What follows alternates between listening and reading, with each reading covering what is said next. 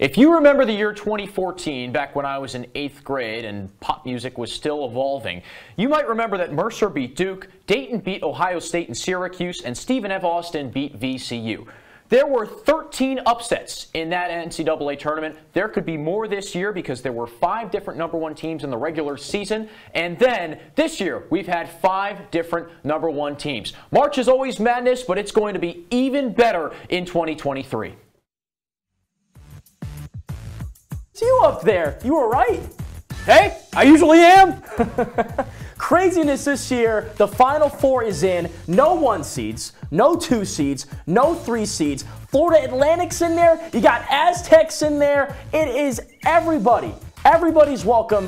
Open invite to this party, and that party is the Final Four. You've got so many crazy games to break down and talk about, and you've also got one team that's an overwhelming favorite, the UConn Huskies, with their blend of size and speed. On the women's side, the Final Four is still getting cemented, but some teams are starting to break away from the others. We'll get into that in the juicer with Ryan Bridges, who will take on Ian Unsworth. We got that and a whole lot more coming up on this edition of No Pulp, and it starts right now, baby. Sonny DeShero from Auburn. The freshman never win. The freshman never win championships. Chairman, you are an absolute sweat. Cleveland the catch. Good if it goes. He hit it. Wow, it's getting serious. Frankly, I'm pretty embarrassed. Bang! All day life.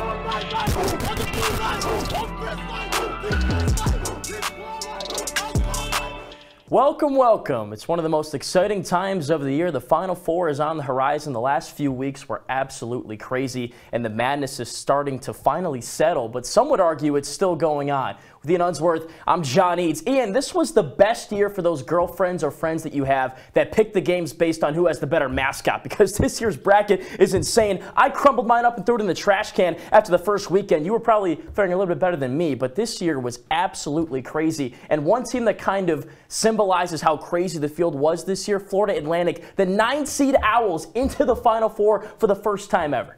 FAU and Dusty May, a fantastic story. He said that when he first got that job in 2018, he opened the door to the gym, Coach May did, and then cried because the facilities were so bad. But Florida Atlantic, with its fantastic bunch of shooters, has made a fantastic run. You take down Memphis, a last-second win, you beat FDU, and Florida Atlantic's gone through so many different roles. A spoiler to FDU, to Marquise Noel and Kansas State. And then you play David against the Goliath of physical, big, bad Tennessee, and Rick Barnes, who just so happens to be a choker in the NCAA tournament. Again. And now it's just a lovable bunch of mid-major guys who all can get it done. You got 6 different players averaging 7 or more points. Well respected, too. Kansas State's head coach, Jerome Tang, went into Florida Atlantic's locker room after the game. Now, they did kind of, steal Kansas State's thunder with that lowdown dance they did after the game to kind of put it in their face. But Coach Tank said, you guys are some of the toughest players and the toughest team that we played all season long. That's a great compliment.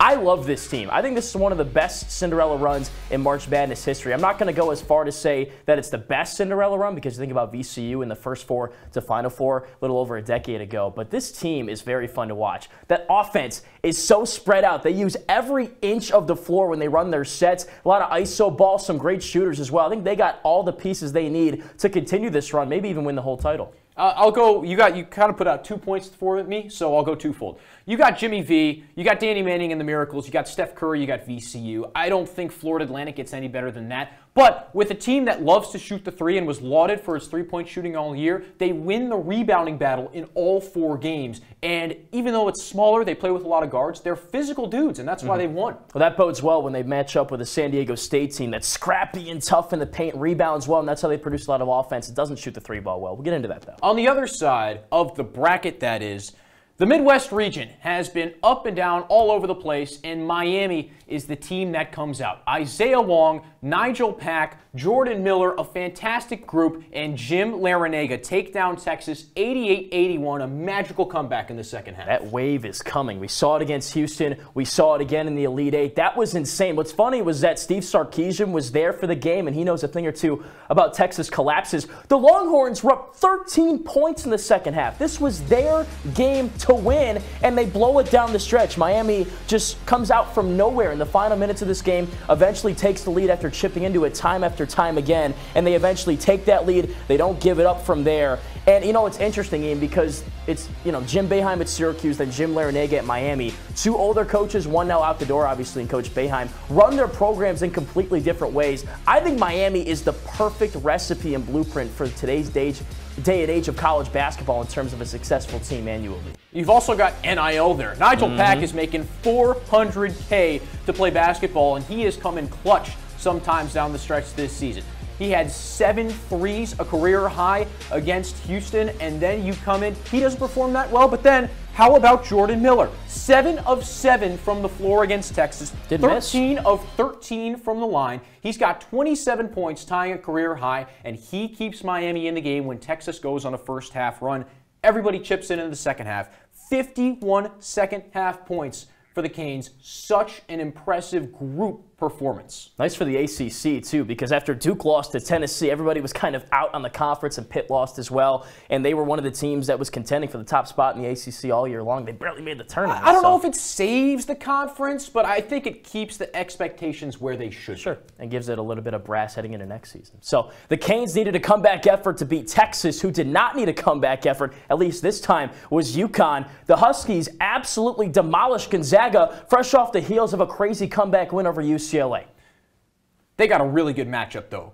Gonzaga could not handle the physicality of UConn. Drew Timme put up 36 points against the Bruins and then met the wall. That's Adama Sanogo and Donovan Clingan. He was just too darn gassed to try to do everything.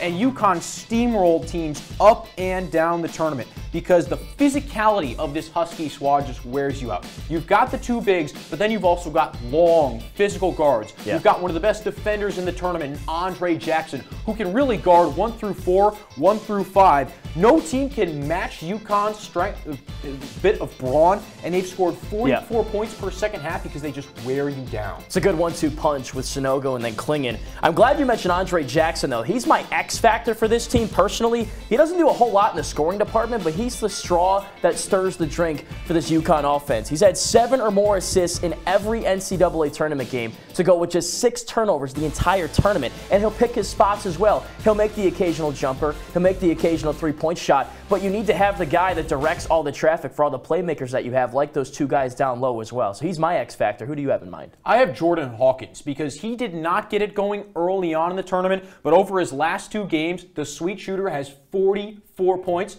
You're from Detroit, or the area. I'm from Ann Arbor. Do you remember Rip Hamilton? Yeah, of course. Yeah, Jordan Hawkins is the next great shooting guard to come out of UConn because that guy has a sweet stroke. How would he look with the face mask, though? I've never seen him with a broken nose. I don't want to. But talk about physicality and, you know, maybe breaking a couple bones. That's San Diego State. The way the Aztecs play, they shut down Creighton's high-powered offense, winning 57-56. And physicality was key at the end of this game for all the wrong reasons because it ended on a last-second foul call. Darion Trammell gets an inbounds pass, drives to the cup, goes up for a floater, and then Ryan Nembhard hand checks him in the air.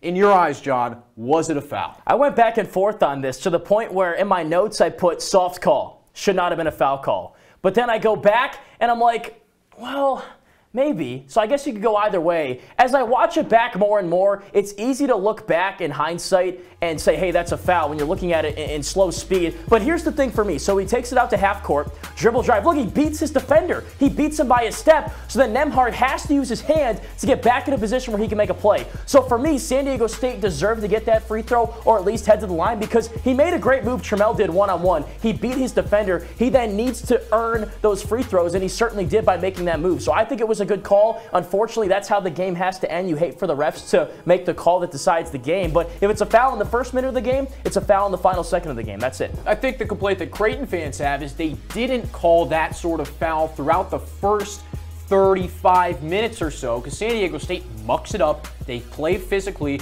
and they get after you. There were some fouls that were not called. There was a flagrant one. There were 3 fouls called in the first 10 minutes of the second half, and dudes were just beating the heck out of each other. Yeah. But either way, I think you and I share the same opinion here.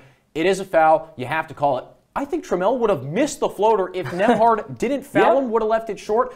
So it's a really tough way to go for Creighton, a team that had high expectations and really found its peak in the tournament. He did miss the first free throw, made the second, though. That was the difference in the game, 57-56. San Diego State over Creighton, and the Aztecs on to the Final Four. All right, that's all for Final Four talk for now. When we come back after the break, we're going to the Juicer, where Ian Unsworth will take on Ryan Bridges. Can the guest win for the second straight time that Ian and I are on the air? We'll find out after the break.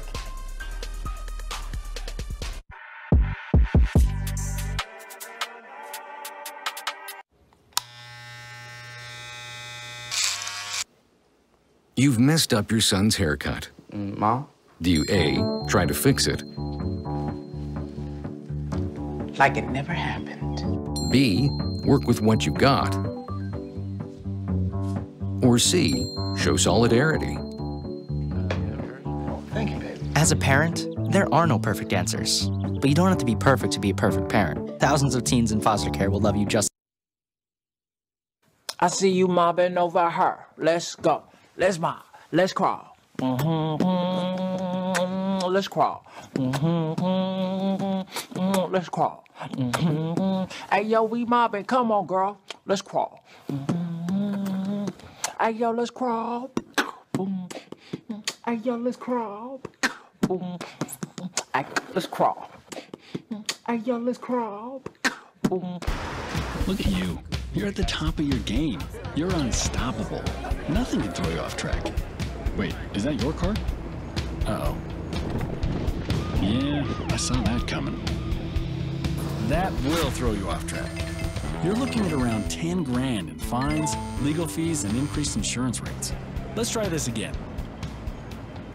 Smart move. Because buzz driving is drunk driving.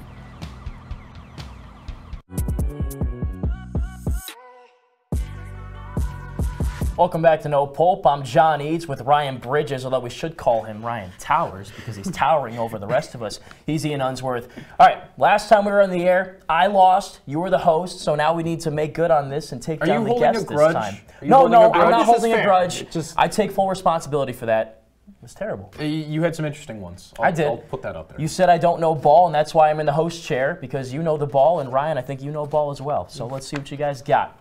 All right, Ian, we're going to start with you for the first question here. Which team has been the biggest surprise in a good way in this year's NCAA tournament? We're going with San Diego State, a Final Four team that people doubted all the way to the road because the Mountain West had historically stunk. They had lost their last 11 tournament games. I mean, Boise State, Colorado State, New Mexico State. Everyone had failed except for SDSU, a group that should have had a #1 seed when the COVID year hit. There are 4 guys left on this year's team, including Mountain West Defensive Player of the Year Nathan Mensah. You've got some really solid guards. Nobody believed in this squad because Alabama was everyone's pick to make it to the Final Four in the South region. They were plus 145 on most sports books to make the Final Four. SDSU plus 2,800. That's an underdog. I love it. The biggest underdog in this tournament, in each game they've played, has been FAU. The Owls have been in each game this season, but they've been hanging by a thread. This is a team that needed a last-second shot just to get out of the first round against Memphis. They were trailing by 7 in the second half against Tennessee. They were trailing in the second half by 7 against Kansas State as well. But the biggest thing with this team, they don't have a star that's carrying them all the way through. It's a committee approach every single game. You never know which guy is going to step up. This Florida Atlantic Owls team, a 9 seed in the Final Four. That's the biggest shock we've seen in a very long time in college basketball. It's certainly the big shock this season. Okay. John, can I make one more point? Yes. They were 15.5-point favorites against Fairleigh Dickinson. Well, that's one game. Yeah, but Purdue should have been there, right? You'd say. All right, I got my answers here. I can't let you guys see. Okay. Round 1 is going to Ryan Bridges because FAU, this is a San Diego State team that has won 83% of its games since 2019. That's the 3rd best win percentage in that span. Florida Atlantic, I can't name a single player on that team, at least before the tournament. So Ryan Bridges, you get the first point. And we're coming back to you with this. You received the second half kickoff as well, if you will. We'll flip it over. Biggest surprise in a bad way, biggest disappointment, you could say, in this year's NCAA tournament. John, what if I told you that the Pac-12 champions were going to go into their first round game of March Madness against a 15 seed, a team that has not won a single game in the NCAA tournament since 1998, and they were going to lose somehow in the final seconds. Well, that's what Arizona did when they went up against Princeton in the first round of this tournament. They had Azuolas Tubelis, one of the best players in college basketball. Omar Ballo led the Pac-12 in rebounds per game. They had Kirk Kriisa, who led the Pac-12 in assists per game, and still somehow, with him having a terrible shooting day, they were still up 10 with less than 8 minutes to go in that game, and they absolutely blew it. They couldn't get a single stop on the defensive end, could not buy a bucket on the offensive end either. This is a team that was a perennial top 10 team, not just the last couple of years, coming out throughout the entire season, and they blew it in the last second against a bad Princeton team. Bad?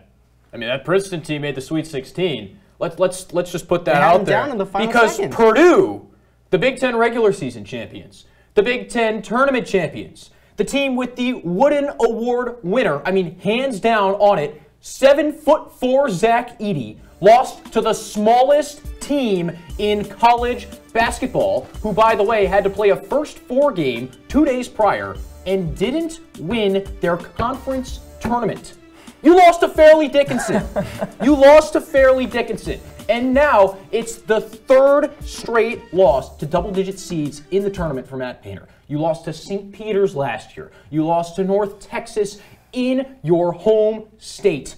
I mean, Purdue, don't, man. But they just can't do it. But if it happens every single year, is it really that disappointing? Well, Arizona's done it too, so that's why this pick was kind of tough. They made the Sweet 16 last year. They both have disappointed in the NCAA tournament, but Fairleigh Dickinson's a bad loss. As you said, Merrimack won the conference they come from, and then they take down Purdue as the shortest team in college basketball. So I got to go with you here and take Purdue as the biggest disappointment. That was just awful. All right, so 1-1 right now. Moving on to question 3. Ian, your men's basketball national championship pick this year. Going back to the well, San Diego State. Give me the Aztecs, give me a very experienced coach in Brian Dutcher, and give me a team with 9 seniors on its roster. Will not get rattled. You have so many different guys that can score. From Micah Parrish, right there, who's cannon a 3. From Matt Bradley, who's built like a tank and who has an NBA future ahead of him. You've got the Mountain West Defensive Player of the Year in Nathan Mensah. You've got Agwek Arop right behind him to stop those 2 bigs of UConn, who everyone's saying is going to make the national championship and win it. No, SDSU is going to muck the game up and win 63-60. Okay.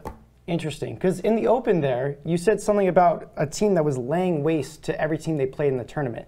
And that's the UConn Huskies, who have been destroying every single team they've played. They won by 15 points or more in each game they've played this tournament. San Diego State, as we mentioned, they needed a last-second foul call. Miami needed a heroic comeback. FAU, as I mentioned earlier, my first answer, has been hanging by a thread. This UConn team has been laying waste to everybody. They've got Adama Sanogo down low. He can give you 25 and 15 whenever you want. But guys like Jordan Hawkins have been stepping up big. He hit 6 of 10 three-pointers against Gonzaga and blew out one of the best teams and one of the best players in the country. That's the best offensive team in the country. San Diego State is 3rd best in the nation in 3-point defense. They will shut down Hawkins. It's a good defensive team. I'm not going to argue that. I'm going to go UConn here because the Huskies are top 11 in both offensive and defensive efficiency. I don't think San Diego State has the offensive firepower to win this game. They can muck it up all they want, but you can't muck it up if the shots are going in. And I think UConn's going to pour the shots in, and San Diego State can't ruin the game in that fashion. So Ryan Bridges in front. We're heading into the 4th quarter here. Let's flip it over to the women's side. Women's basketball national champion, Ryan. Well, just like it might seem very obvious that UConn is going to win the men's championship, there's only one team that's also been running through the competition both last year and this year, and that's the South Carolina Gamecocks. A perfect 35-0 record coming into the day. They just made it 36-0 against Maryland earlier, and they are coming in as defending national champions. They've got the best defense in college basketball. Leah Boston gets it done down low, but then when she goes out, they have the depth. Camilo Cardoso comes in. She's 6'7". She really gets it done. They're one of the best rebounding teams, too. And they struggled a little bit against Maryland, and it just didn't faze them at all. This team is undefeated, but they're ready for any test that faces them. There's no other team you can really pick. I love Caitlin Clark. I love Angel Reese, but they don't have the defense that this team does, and also the experience as well. Well, I saw you sweating out there in the newsroom as South Carolina trailed in the 1st quarter. I mean, look, the Gamecocks have not started well. They were trailing USF at home in the 1st quarter. So that's why I've got LSU Kim Mulkey and Angel Reese to take it all in the women's tournament. You don't have to face South Carolina until the final. There are still pitfalls for the Gamecocks to fall over, and there is no pressure on LSU. You've already lost to South Carolina once. It's okay. It was in their building. It is fine because you've got a walking double-double on your team in Angel Reese who can do it all. She brings the ball up the floor. She grabs offensive rebounds. She finishes, and you've got pieces around her that are just as good as South Carolina's. It's an upset, yes. But if you want to pick South Carolina or the field, I'm taking the field, and LSU is the best team out of it. 36 teams have thought that same way coming into this year against South Carolina. We're going to be the team to do it. Not a single one has done it. There's going to be 38. 2 things you need to do to win a national championship. Hit your threes, play defense. LSU was 0 of 15 from downtown in that Elite 8 win over Miami. On the other side, before tonight, did win, but that's not going to work against South Carolina, a team that before playing Maryland tonight held all of its opponents under 30% field goal percentage. I hate to say it, but we got to go with the guest again. No grudge, just got to go with the better answers here. I'm glad you put the bias aside and just, looked at the picks first. Ryan Bridges' first appearance in the Juicer and his first win, and that's the second time in a row that Ian and I have lost to the guest. So congratulations, I appreciate you. Thank you, guys. I really appreciate it. All right, time for a quick break here on No Pulp. When we come back, we're talking more women's basketball, including UConn's very disappointing run in March Madness, and then that stuff going on between Haley Van Lith and the Texas women's basketball team. All that coming up next on No Pulp.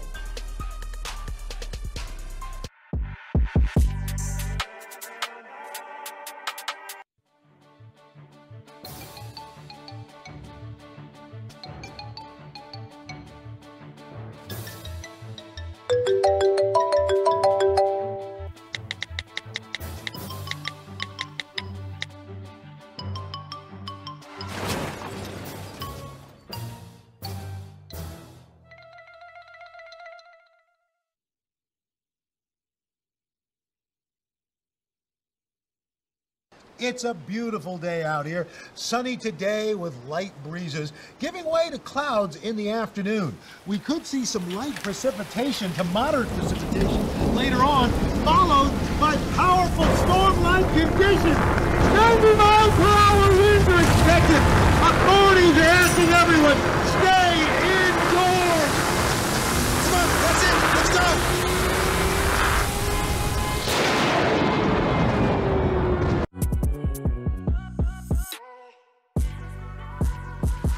Keeping it rolling here on No Pulp. John Eads, Ian Unsworth, back to talk women's hoops. One of the most electrifying NCAA tournaments we can think of.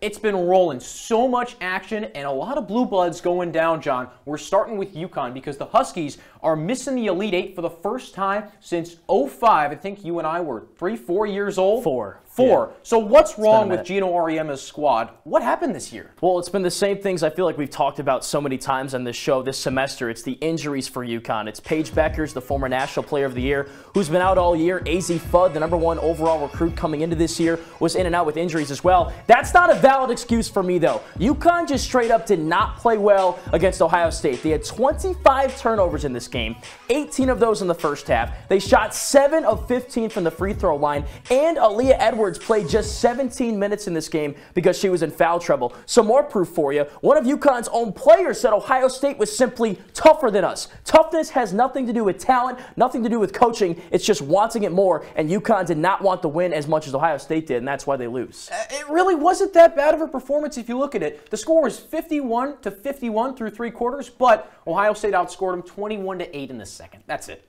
Yeah, I mean, that was the difference in the game. I mean, you could talk about the injuries, but I just think they could have played a lot better and won that game and made it to the Elite 8 and not had that long streak end. All right, so some craziness elsewhere in college basketball. Haley Van Lith and Louisville take down Texas on the road. Very hotly contested game. Van Lith played extremely well, but it was the stuff after the game that has people talking. So this is the post-game handshake line. I don't know what was said between Sonia Morris and Haley Van Lith, but they had a bit of a disagreement there. What do you make of this, Ian? It's water under the bridge. Van Lith just wants to move on. I think Morris was the instigator, especially because she was on a DePaul team last year that got beat by over 50 points by Louisville. So I think Morris just has a little bit of a... she's got, some bad blood with Van Lith, but I don't think there's anything on the other side Hanley Van Litch just wants to move on and keep playing. Yeah, it didn't look like that big of a deal to me. I think she said and many others said that just because it's women's basketball and women's sports, people are talking so much about this. I mean, that's nothing for me. Like, nothing happened. They didn't get into a fight. It was just a little exchange of words. You know, you see that every day. You see dust-ups with coaches. You see dust-ups with players on the men's side. You see worse. It happens. It's just the heat of the game. We always have a Cinderella, no matter what tournament we're talking, and this year, it's these guys. Miami. Women's basketball, the 9 seed, knocks off number 1 seeded Indiana in Assembly Hall and makes it all the way to the Elite Eight, losing to LSU. An amazing run, John, but just not enough firepower in the end. No, I mean, they played extremely well, and I almost wonder, should we have seen this coming? Because Miami's kind of a team that limped to the finish line but played really well in the regular season. They beat North Carolina, a ranked Tar Heels team. They beat Virginia Tech and Florida State, some of the best teams in the ACC. Also lost to Notre Dame by just 3 points. But then they came out in the ACC tournament and just got absolutely flattened in a game against Virginia Tech, losing by 26. So part of me thinks that maybe we were sleeping on them all year long. Part of me says not. You mentioned that Indiana game. Destiny Harden was the hero in that one with the game-winning shot with 3 seconds to go, and she was big for the Canes all tournament long. Conference play can make your team look a lot worse than it actually is. I think Miami's living proof. After the break, we'll hit you with our plays of the week and our final words. Stay with us.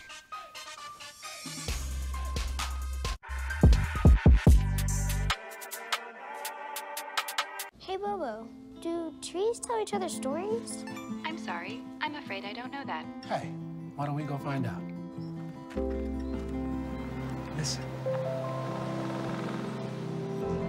Do clouds take naps? I couldn't tell you. Dad, do stars visit their friends? Look.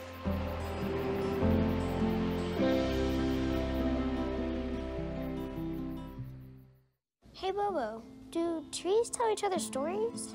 I'm sorry. I'm afraid I don't know that. Hey, why don't we go find out? Listen. Can birds draw pictures? I don't have an answer for that. Dad, do stars visit their friends? Look.